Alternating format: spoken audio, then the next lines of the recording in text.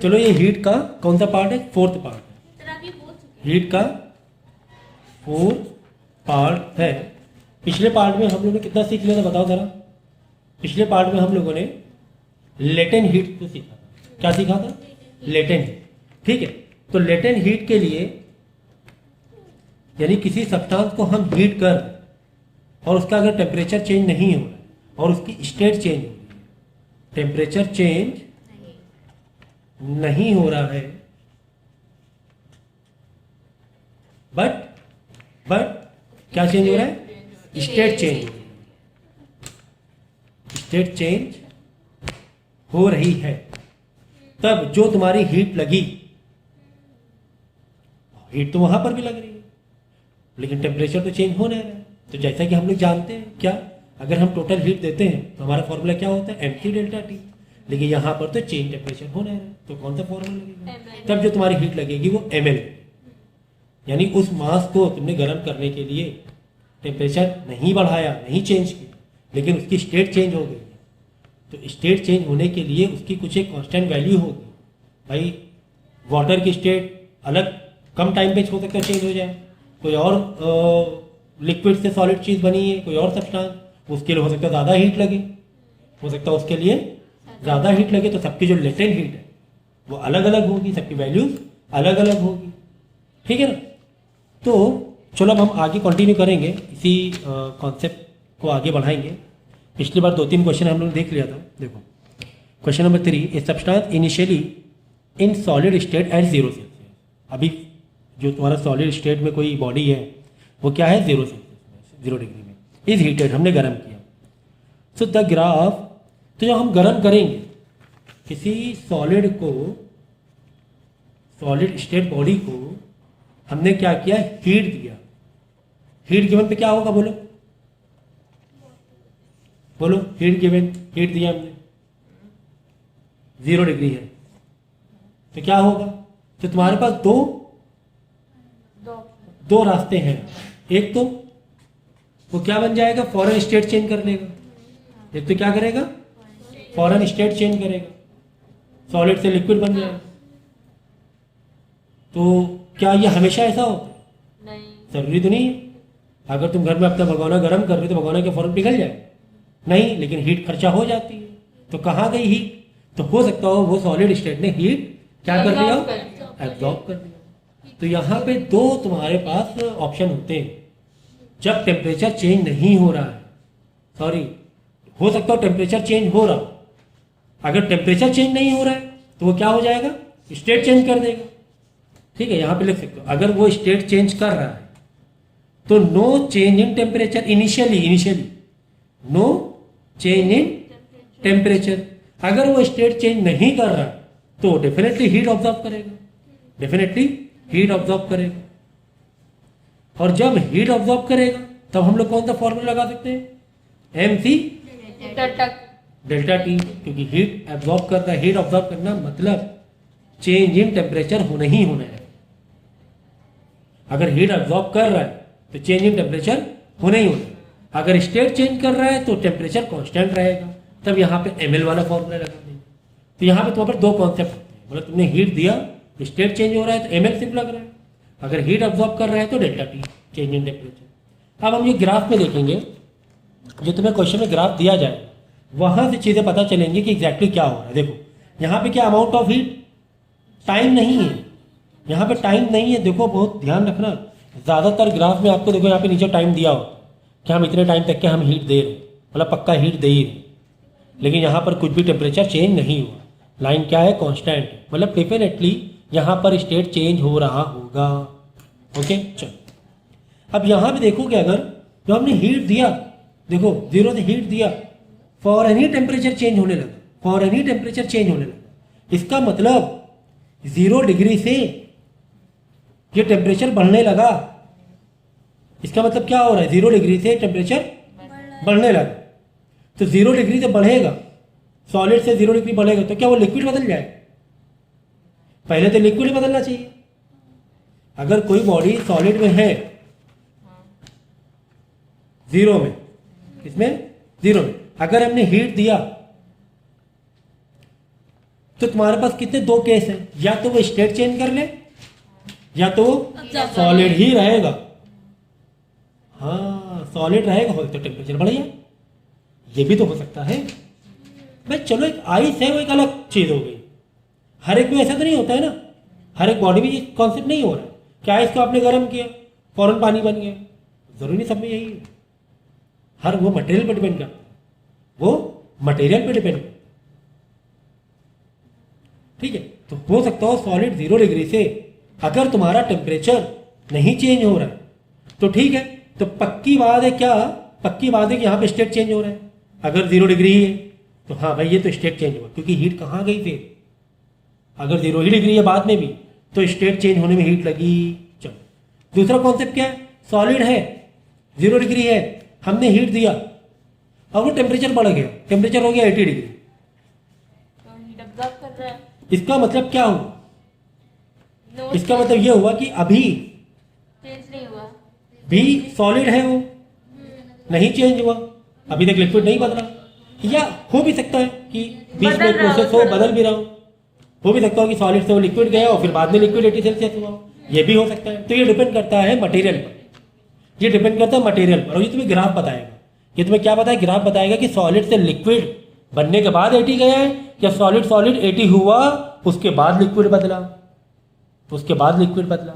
ये तुम्हें कौन बताएगा, ग्राफ। क्या, सुन लो सुन लो, क्या सॉलिड 0 से लिक्विड 0 हुआ बाद में 80 हुआ, या फिर सॉलिड 0 से 80 हुआ अच्छा गर्म हुआ बाद में लिक्विड हुआ। देखो ये ग्राफ कैसे बता रहा, देखो ये ग्राफ देखो, ये 0 था, यहाँ पे देखो टेम्परेचर बढ़ना शुरू कर दिया, देखो ना इसे लाइन दिख रही है, टेम्परेचर बढ़ रहा है, टेम्परेचर बढ़ रहा है, मतलब ये तुम्हारी जितनी भी हीट लग रही है वो टेम्परेचर बढ़ाने में लग रही है, जितनी भी हीट लग रही है किसमें लग रही है, टेम्परेचर बढ़ने में लग रही है। ठीक है, टेम्परेचर बढ़ा, अभी भी सॉलिड है, अभी भी सॉलिड है, क्यों, देखो यहाँ पर देखो, यहाँ पर ये लाइन दिखा रही है ना 80, बी में भी 80 है, सी में भी 80 है, मतलब इस प्रोसेस में इतनी जो हीट लगी, इस प्रोसेस में तुम्हारा टेम्परेचर चेंज नहीं हुआ। देखो ना टेम्परेचर चेंज हुआ नहीं हुआ, लेकिन हीट तो लग रही है। सर मेरी हीट कहाँ जा रही है, तुम्हारी हीट स्टेट चेंज होने में जा रही है, तुम्हारी हीट स्टेट चेंज होने में जा रही है। देखो ना सीधी लाइन है, 80 यहाँ पर भी 80 यहाँ पर, 80 बी पर भी है और 80 सी पर भी है, टेम्परेचर चेंज हुआ ही नहीं। और इतनी ही हीट खर्चा कर दी हमने, कितनी, 800 1600, मेरे ख्याल से कितना हो रहा है देख लेना, चलो चेक करें, 600 इधर लग रही है, देखो 200, एक ब्लॉक 200 का है, 200 400 600 800 लग रहा है। यहाँ पे बीसी में जो 800 जूल लगा वो तुम्हारा किस में लग गया, पक्की बात हो गई स्टेट चेंज होने में लगा। तो पहले वो सॉलिड ही था, पहले वो सॉलिड ही था और 0 से 80 तक पहुंच गया, 0 से 80 तक के पहुंच गया। 80 होने के बाद जब बहुत हीट हुआ तब जाके उसने पिघलना शुरू किया, तब उसने पिघलना शुरू किया। ठीक है, तो तुम्हें ये ग्राफ बताएगा कि वो प्रोसेस जो है कैसा हो रहा है, 0 से 0, फिर उसके बाद बढ़ रही, पहले स्टेट चेंज हो रहा है बाद में टेम्परेचर बढ़ रहा है, या फिर ऐसा भी हो सकता है पहले टेम्परेचर बढ़ा स्टेट चेंज हुई फिर टेम्परेचर बढ़ा, ऐसे भी हो सकता है, बॉडी पर डिपेंड है। चलो अच्छा अब यहाँ पे देख लो, तो इतने प्रोसेस में तुम्हारी कितनी हीट लगी, 800 हीट लगी। तो लगाएंगे Q is equal to m c delta t, m c delta t क्यों लगाया डायरेक्ट, क्योंकि भाई टेम्परेचर चेंज हो रहा है, स्टेट में ml होता है, यहाँ पे टेम्परेचर चेंज हो रहा है। चलो कितनी हीट दी तुमने, देख लो 200 400 600 800, 800 हीट दी, हमने लिखा 800 जूल, हीट के नीचे हीट लिखा, इक्वल टू के नीचे इक्वल टू लिखा, एम ही तो पता करना है, यही तो कह रहा है मास पता करो, मास पता करो, एम नहीं मालूम हमें एम नहीं मालूम। चलो सी दिया होगा 500 दिया हुआ है, फाइन डेल्टा टी कितना हुआ है, 0 से 80 हुआ है, 0 से 80 हुआ है, 0 से 80 हुआ है, तो 80 कर देंगे करेक्ट। फिर 800 580 ये दोनों क्या आ जाएंगे, यहाँ पे डिवाइड में आ जाएंगे। अच्छा जूल पर किलोग्राम है तो मास तुम्हारा किलोग्राम में निकलेगा, 500 into 80 is equal to mass यानी डेसिमल में आ रहा होगा 0.02, तो इसके तुम डिवाइड करोगे आ जाएगा 0.02 किलोग्राम। किलोग्राम में क्यों आ रहा है सर, क्योंकि स्पेसिफिक हीट जो दी है तुम्हें किलोग्राम पर जूल में दी है। ठीक है, यहां से उस बॉडी का मास मालूम पड़ गया। चलो अब सेकेंड पार्ट में क्या पूछ रहा है, लेटेंट हीट बताओ, लेटेंट हीट ऑफ फ्यूजन बताओ। लेटेंट हीट ऑफ फ्यूजन मतलब ml, ml आ जाओ, BOC के प्रोसेस में आ जाओ। BOC में स्टेट चेंज में कितनी हीट लग रही है, देख लो 200, 400, 600, 800 लग रही है। हमने Q is equal to ml दिया, स्टेट चेंज में फॉर्मूला दिया, 800 जूल लगा, नीचे Q के नीचे 800 लिखा, इक्वल टू नीचे m मालूम पड़ गया है सर, m हमें मालूम पड़ गया 0.02 kg है, इंटू L सर वही तो ढूंढना है, वही तो ढूंढना है। तो 800 divide by 0.02 is equal to L। देखो L बहुत ज़्यादा है, 1 2, तभी तो 80 सेल्सियस खाली हीट होने में लग गया, स्टेट चेंज ही नहीं हो रहा। आइस में क्या होता है, 0 के बाद फॉरन लिक्विड बदल जाता है आइस, आइस जो होती फॉरन में, लेकिन इसमें नहीं हुआ है। क्यों, लेटेंट हीट बहुत ज़्यादा है इसका, देखो 2 0 बढ़ गए, 8,000, 80,000, 40,000 आ गया, 40,000 लग रहा है जूल पर किलोग्राम, ठीक है ना, यानी 1 किलोग्राम को, मत लगाइए ना, आपने लास्ट लगाई दिया। ठीक है, तो इसका मतलब क्या हुआ, 1 किलोग्राम उस बॉडी को स्टेट चेंज कराने के लिए, क्या स्टेट चेंज कराने के लिए 40,000 जूल चाहिए, इतना ज्यादा जूल लग रहा है कि नहीं। तो ये कॉन्सेप्ट आपको समझना है इस चीज को, कि वाटर की और आइस की तो बहुत ही कम होती है, ये बॉडी कुछ मटेरियल का नाम नहीं दिया हुआ, बट ये समझ सकते हो इसका जो लेटेंट हीट फ्यूजन है बहुत ज़्यादा है, इसको स्टेट चेंज करने में बहुत ज़्यादा हीट की जरूरत पड़ रही है। चलो अगला क्वेश्चन देखेंगे, इस टाइप के क्वेश्चन आते हैं। देखो, how much heat energy is required, heat तुम्हें चाहिए, क्वेश्चन मार्क लगाओ, Q is equal to question mark, to melt 5 kg of ice, mass कितना दिया हुआ है 5 किलोग्राम, ठीक है, mass 5 kilogram, how much heat चाहिए, ठीक है। और कुछ इन्फॉर्मेशन दी, हाँ दी है, क्या specific latent heat of ice दी, यानी L दिया हुआ है, कितना दिया हुआ है 336 जूल पर ग्राम, ठीक है ना। चलो लगा दो, Q is equal to ml, m कितना दिया 5 किलोग्राम में है, ये ग्राम में है, नहीं चलेगा, ये किलोग्राम में है, इधर लेटेंट हीट ग्राम में दिया, नहीं चलेगा, तो ग्राम किलोग्राम को ग्राम में बदल लो, इंटू 1000 करके, इंटू L कितना दिया हुआ 336 दिया हुआ है, बस मल्टीप्लाई कर लेना और आंसर आ जाएगा 16,80,000 जूल, ठीक है, इतना आ गया। तो इसको एक साइंटिफिक इसमें लिख लो, इंटू 1 2 3 4 5 6 10 की पावर 6 जूल, ठीक है। तो इस तरह के क्वेश्चन आएंगे आपको एग्जाम में, और एक साइकिल वाला भी आएगा, जैसे अभी मैं साइकिल वाला किया था, बट वो एग्जैक्टली साइकिल वाला नहीं था, लेकिन अभी साइकिल वाला बता रहा हूँ। देखो यहाँ से देखो, the temperature of 300 gram of water, यानी जो मास दिया हुआ है वो कितना दिया हुआ है 300 ग्राम, ओके, एट 40 सेल्सियस, फिलहाल जो टेम्परेचर है वो कितना है 40 सेल्सियस, इज लोअर टू 0। तो इनिशियल टेम्परेचर ये और फाइनल टेम्परेचर कितना हुआ, हो गया 0 degree. By adding ice to it, जब हमने आइस ऐड कर दिया तो चेंज इन टेम्परेचर कितना हो गया इसका 40 डिग्री, मतलब 40 से 0, फाइनल टेम्परेचर 0 हो गया। Find the mass of ice, दूसरा में क्या पता करना है, आइस का मास हमें पता करना है, question mark. If specific heat capacity of water is 4.2 joule, तो स्पेसिफिक हीट वाटर कितना थे 4.2 जूल पर ग्राम पर केल्विन दिया हुआ है, ठीक है। और specific latent heat of ice, specific latent heat of ice दिया हुआ है 336 जूल पर ग्राम। देखो क्वेश्चन क्या है, देखो पहले आप, मैं इसको ऐसे भी पढ़ रहा हूँ, उसको मैं समझा भी रहा हूँ, क्योंकि आपको बुक की लैंग्वेज भी मालूम होना चाहिए। अगर मैं डायरेक्ट लैंग्वेज को मैं डायरेक्ट ये कर दूँ, इंटरप्रेट कर दूँ, तो फिर बुक की लैंग्वेज आप नहीं समझ पाओगे। तो पहले मैं बुक से बता रहा हूँ पढ़ के, देखो, the temperature of 300 gram of water at 40 Celsius, water के जो पहले से टेम्परेचर था 300 ग्राम था, लोअर्ड हो गया, कम हो गया 0 सेल्सियस, क्या हो गया 0 सेल्सियस हो गया। कैसे हो गया, क्यों हो गया, बाई एडिंग आइस, मतलब आइस ऐड करने पर।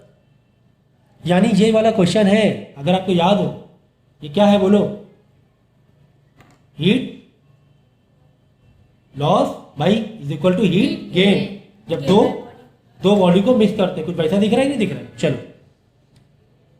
और बाद में बाकी इंफॉर्मेशन दी हुई है, तो ये था तुम्हारा। तो यहाँ पूछ क्या रहा था, तुम्हें पूछा गया था कि हीट आइस हमने कितनी डाल दी, उस वाटर में आइस हमने कितनी डाल दी कि वाटर क्या हो गया, 0 डिग्री हो गया। वाटर क्या हो गया, 0 डिग्री हो गया। ठीक है, तो याद है ये वाला कॉन्सेप्ट, कैसे बोलो, MC T minus, delta T छोटा टी मतलब बड़ा टी माइनस छोटा देखो यहां पर आएगा इनिशियल टेम्परेचर, जो तुम्हारा इनिशियल है, ये हो जाएगा टेम्परेचर फाइनल वाला। ओके, इज इक्वल टू यहां पर क्या आएगा बोलो, एमसी इधर साइड क्या आएगा, यहां पर भी MC डेल्टा टी। देख लो यहां पर आइस जो हुई है, ये हॉट बॉडी वाली बात हो रही है, इधर वाला ml यहाँ पे कोल्ड बॉडी वाली आ रही है ना। कोल्ड बॉडी में टेम्परेचर तो चेंज हुआ ही नहीं है तो इधर ml भाई। आइस था तुम्हारा, आइस का पहले तो टेम्परेचर क्या था, 0 था, अब फाइनल भी क्या हो गया, 0 ही हो गया, 0 ही हो गया। तो कोल्ड बॉडी में ml वाला कॉन्सेप्ट लग जाएगा, कोल्ड बॉडी में क्या लग जाएगा, ml वाला कॉन्सेप्ट लग जाएगा।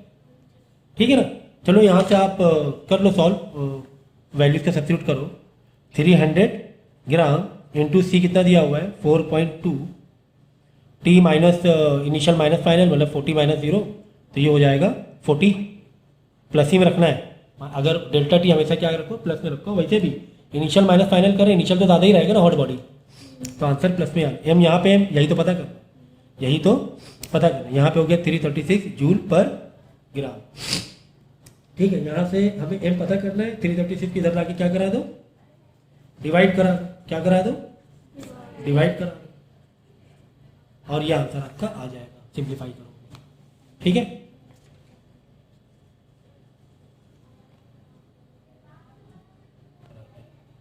तो इसका आंसर आ जाए 150 क्या ग्राम, है ना, ग्राम में सब कुछ दिया हुआ है ना, समझ। तो ये भी वही हॉट बॉडी कोल्ड बॉडी वाला ही कॉन्सेप्ट लग रहा है। हॉट बॉडी के लिए हमने क्या करते थे, जो पहले वाले या दूसरे वाले लेक्चर में मैंने समझाया था, MC यहाँ पे चेंज इन टेम्परेचर 40 का चेंज हुआ, 40 से 0 होगा। यहाँ पर कोल्ड बॉडी जो हुई है वो ml ही रहेगा, क्यों, क्योंकि यहाँ पे टेम्परेचर चेंज नहीं हुआ, ये कॉन्सेप्ट है। ठीक है।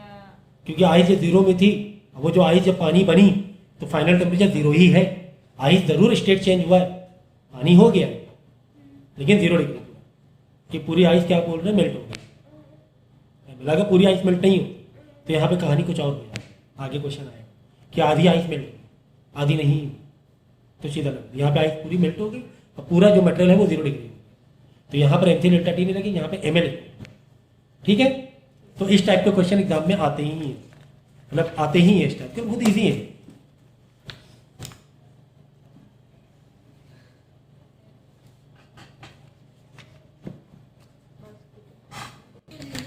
देखो ये क्वेश्चन एक बहुत इंपॉर्टेंट है, इसमें पूरा साइकिल आपका कवर हो रहा है। देखो देखो रीड करेंगे हम लोग। 1 kilogram of ice at -10 Celsius, ice फिलहाल टेम्परेचर क्या -10 में है, is heated at constant rate until the whole of its vaporise. कब तक के हम हीट कर रहे हैं, जब तक कि वेपोराइज ना हो जाए, ठीक है ना, स्टीम ना बन जाए। How much heat is required, बस यही क्वेश्चन है, इतना सा क्वेश्चन। बाकी नीचे जो इतनी बड़ी कहानी वो तो इन्फॉर्मेशन है, वो तो जरूरत पड़ने वाली है। देखो देखो क्या कह रहा है कि पहले जो आइस थी वो क्या थी, -10 में थी। ओके, हमने हीट कहाँ तक किया, वेपोराइज होने तक किया। तो मेरे ख्याल से थर्ड वीडियो में ही या सेकंड वीडियो में पूरा इसका साइकिल बताया है। देखो -10 से पहले क्या हुआ होगा, पहले 0 जाएगा, यस और नो। टेम्परेचर चेंज हुआ है, हाँ चेंज हुआ है, तो क्या लगेगा यहाँ पे, MC डेल्टा टी लगेगा। फिर आगे गए, फिर 0 से 0 ही रहेगा, 0 से 0 ही रहेगा। यहाँ पे क्या है, आइस है, यहाँ पे क्या रहेगा, वाटर होगा, क्योंकि यहाँ पर जो कुछ हीट लगेगी वो लेटेंट हीट लगेगी, ml। फिर चलो, फिर हमने और इसको गर्म किया, और गर्म कर कहाँ तक पहुँचाया, 100 सेल्सियस तक पहुँचाएंगे, क्योंकि 100 के बाद आइस है, वाटर है, तो 100 इसका बॉइलिंग पॉइंट क्या होता है, 100 होता है। 100 बाद ये बॉयल होने लगता है, फिर स्टीम बनने लगता है। तो यहाँ पर टेम्परेचर चेंज हुआ है, हाँ चेंज हुआ है, तो क्या लगेगा, MC डेल्टा टी लगेगा। फिर 100 से स्टीम तक के गया है, फिर आगे बढ़ाओ, 100 ही लिखेंगे, 100 ही लिखेंगे। लेकिन यहाँ पे जो तुम्हारा वाटर था, यहाँ पे हो गया तुम्हारा स्टीम, ml ठीक है, ये हो गया स्टीम, ठीक है। लेकिन यहाँ पर जो तुम्हारी हीट लगी, टेम्परेचर चेंज नहीं हुआ, तो यहाँ पे लगी हीट ml, ठीक है। तो हीट में दो कॉन्सेप्ट से क्वेश्चन आते हैं, एक तो दो बॉडी मिक्स कर रहे हैं, फाइनल टेम्परेचर हो रहा है, यहाँ पे हम लोग अभी इससे पहले वाला क्वेश्चन किया था, और एक आता है कि पूरा साइकिल वाला, ठीक, पूरा साइकिल चल रहा है और कितनी हीट लगी। तो हम लोग टोटल हीट, अब हमें देखना है भाई मेरी तुमने जो गैस खर्चा की, कितनी गैस खर्चा की, निकालो Q, सबको प्लस कर दो, mg delta T plus ml plus mg delta T plus ml, है ना, 4 प्रोसेस प्लस हो रहे हैं, 4, 1 2 3 4, चारों प्लस कर दो, mc delta T plus ml plus mc delta T plus ml। जो कॉमन है बाहर निकाल दो, m तो कॉमन आ रहा है, बाहर ही निकाल दो, जबरदस्ती एक तो उसका न्यूमेरिकल इतना लेंदी क्यों करोगे, m बाहर निकाल देंगे, अंदर क्या बचेगा, c delta T plus l plus c delta T plus l, ये बचेगा। चलो अब यहाँ पे इंफॉर्मेशन देखो क्या क्या दिया गया है, 1 किलोग्राम आइस है, और जितनी भी इंफॉर्मेशन है देख लो, लेटेंट हीट दिया गया है और बाकी जितनी भी चीज़ें दी गई हैं सब किलोग्राम के पॉइंट ऑफ व्यू से ही है, देख लो किलोग्राम किलोग्राम किलोग्राम, इसका मतलब 1 किलोग्राम यानी मास हम 1 ही रखेंगे, मास हम कितना रखेंगे, 1 किलोग्राम 1 ही रखेंगे, इसको चेंज करने की ज़रूरत नहीं है। अब देखो पहला वाला जो mc डेल्टा टी है ये आइस वाले के हिसाब से, ठीक है, ये L जो लेटेंट हीट ऑफ है आइस की है, ये वाला जो mc डेल्टा टी है स्पेसिफिक हीट कैपेसिटी वाटर हो गया, ठीक है। यहाँ पर जो L है ये L स्टीम वाला लेटेंट हीट है, ठीक है ना, तो ये दो L अलग अलग हो सकते हैं। अब यहाँ पे देखो दिया हुआ है specific latent heat of fusion of ice, latent heat of fusion of ice कितना दिया हुआ है, L दिया हुआ है तुम्हें ये, चलो ठीक है। Specific latent heat of steam का L ये दिया हुआ है, देखो ये वाला L किसका है, आइस का है, ये वाला L स्टीम का है, देखो ये आइस का है, ये स्टीम का L है, ये दोनों अलग अलग दिए हुए, हाँ ठीक है सर, अलग अलग दिए। Specific heat capacity of ice, यहाँ पर आइस में थे हम लोग, भाई पहला प्रोसेस क्या आइस वाला है ना, यानी कि ये जो C दिया हुआ है ये आइस का हो गया, फिर specific heat capacity of water, ये वाला जो C दिया वाटर का दिया हुआ है। सारी इंफॉर्मेशन तुम्हें दी हुई है, सारी इंफॉर्मेशन को लिख लो, इसको सॉल्व कर लो, और बस सिंप्लीफाइड मैथ होनी है। अब इसमें क्या प्लस माइनस मल्टीप्लाई करना बताने की ज़रूरत है क्या, बताने की ज़रूरत होनी नहीं चाहिए, वैसे बताने की ज़रूरत होनी नहीं चाहिए। चलो लेकिन फिर मैं करके दिखा रहा हूँ, चलो देखो ये C मांग रहा है स्पेसिफिक हीट कैपेसिटी, किसकी स्पेसिफिक हीट है, ये आइस की है, तो आइस की स्पेसिफिक हीट देख लो 2.1 इंटू 10 की पावर 3, 2.1 इंटू 10 की पावर 3 ब्रैकेट में रखो, नहीं अभी ये ब्रैकेट में यहाँ मल्टीप्लाई लगाओ, और डेल्टा टी, यहाँ पे डेल्टा टी कितना हुआ 10 हुआ है, 10, अब इसको ब्रैकेट में रखो, ठीक है, थोड़ा छोटा कर दें, ठीक है, ये हुआ C लिखा मैंने किसका, आइस का, डेल्टा टी आइस 10 से 0 हुआ, मतलब 10 हो गया, ठीक है। बाद में क्या है, प्लस है, प्लस में रेट मान से लिख रहा हूँ ताकि तुम लोग कंफ्यूज ना हो। L M बाहर कॉमन निकाल लिया, तो L किसका, L आइस का, देखो स्पेसिफिक, देखो specific latent heat of fusion of ice 336 into 10 की पावर 3, तो 336 इंटू 10 की पावर 3, सिर्फ L ही लिखना था, ब्रैकेट बंद कर दो, फिर आगे वापस प्लस, इसके लिए देख लो C, अब ये C किसका है, specific heat capacity of water, ये वाला C इसका है ना, ये देख लो वाटर का स्पेसिफिक कैपेसिटी, देखो specific heat capacity of water 4.2 into 10 की पावर, ये specific heat capacity of ice है, ये आइस है, mc डेल्टा टी, अभी आइस पे चल रहे हैं ना, तो आइस का लिख लो कितना है, नहीं वाटर का ही आएगा, ये आएगा 4.2 इंटू 10 की पावर 3, 4.2 इंटू 10 की पावर 3, और डेल्टा टी कितना हुआ यहाँ पर, यहाँ पर डेल्टा टी हुआ 0 से 100 हो रहा है ना, 100 कर लिया, इसको ब्रैकेट मारा, फिर वापस प्लस, अब L लिख लो किसका, स्टीम वाला L, स्टीम वाला L कितना दिया हुआ है 2268 इंटू 10 की पावर 3, 2268 इंटू 10 की पावर 3, ये हो गया तुम्हारा स्टीम का लेटेंट। अब पूरा ब्रैकेट बंद कर दो, इस तरीके से ये पूरा प्रोसेस आ गया, ठीक है। अब इसको सॉल्व कर लोगे तुम लोग, देखो क्या करो मालूम, पहले जो 10 की पावर है ना उसको अंदर अंदर सॉल्व कर ले हम लोग, और 10 की पावर को बाहर कॉमन निकाल सकते हैं, ठीक है ना। देखो ये 1, ये तो बाहर 1 है, इसको छोड़ दो, तो 2.1 इंटू 10 की पावर 3 एंड 1 10 की पावर 4 हो जाएगी। हाँ सर 10 की पावर 4 हो जाएगी। प्लस यहाँ पे क्या है 3 6 इंटू 10 की पावर 3 है, 3 रहने दो, चलो। प्लस देखो 4.2 वैसे रखा और 10 की पावर 3 इंटू 100 मतलब 10 की पावर 2, तो 10 की पावर 2 और 10 की पावर 3 10 की पावर 5 हो गई, इसको ब्रैकेट में रख दिया। प्लस 226 इंटू 10 की पावर 3 रहने दिया, बड़ा वाला ब्रैकेट लगा। ओके, अब देखो 2268, ठीक है। अब देखो 10 की पावर 4, 10 की पावर 3, 10 की पावर 5, 10 की पावर 3, तो कम से कम कितने 10 की पावर बाहर निकाल सकते हैं? कम से कम 10 की पावर 3 तो हम कॉमन बाहर निकाल सकते हैं ना। इससे भी क्या आ रहा है 10 की पावर 3 बाहर आ जाएगा, इससे भी कम से कम 10 की पावर 3 आ जाएगा, इससे भी कम से कम 10 की पावर 3 बाहर आ जाएगा, तो 10 की पावर 3 हम लोग बाहर निकाल लें।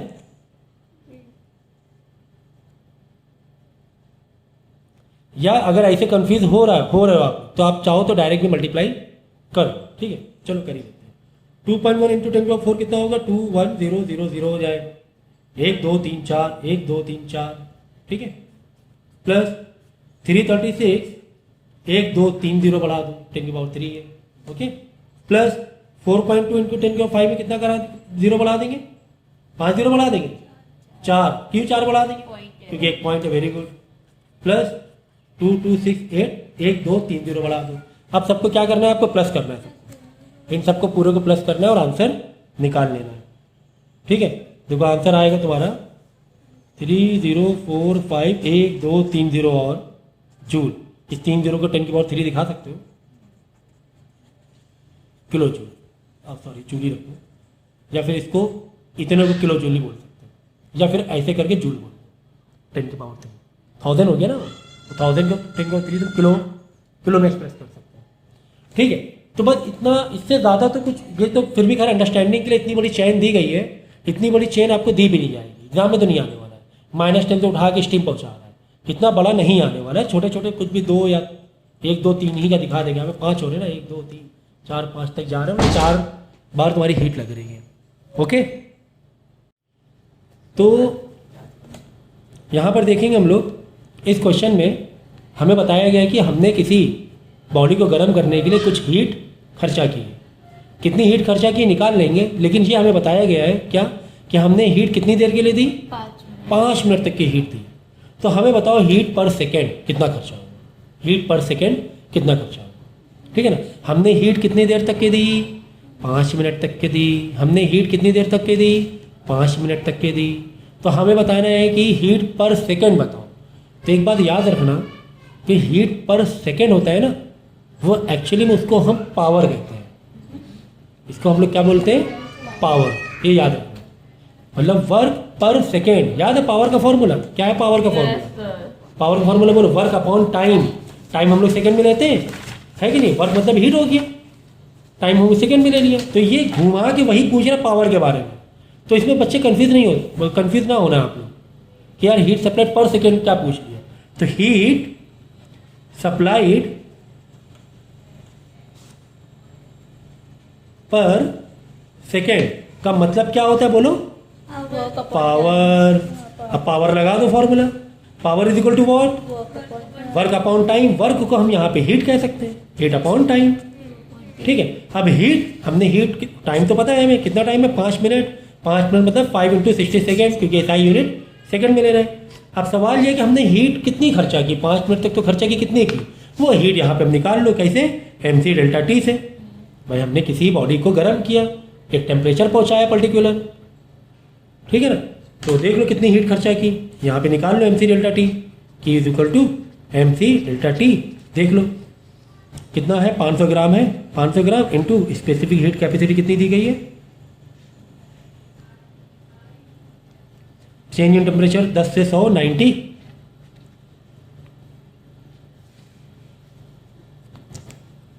सी दिया हुआ है तुम्हें 4.2, 4.2 यहाँ पे लिखा है, तो यहाँ पर कहीं आपको दिया रहेगा सी, खैर 4.2 लिया गया है, ठीक है। तो डेल्टा T 90, ये लिख दिया 4.2, ठीक है ना।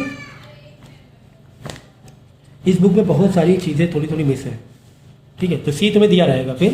तो यहाँ पे टोटल हीट कितनी आ गई, 18,000 1,89,000 जूल।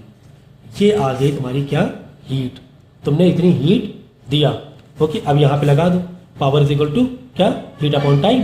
तो कितनी हीट लगी और टाइम कितना लगा, 300 सेकेंड। 2020 काट लेना, 3 से 189 को रिड्यूस कर देना, आ जाएगा 630 क्या जूल पर सेकेंड। किसी को आप वॉट भी कह सकते हो पावर के लिए, ठीक है ना। तो कभी भी इस तरह क्वेश्चन पूछ ले कि हीट सप्लाइड पर सेकेंड बताओ, मतलब तुम्हें पावर पूछा गया है। Power is equal to work upon time, work मतलब हीट। अब हीट तुमने यहाँ पे निकाल दिया, ओके। बस इतने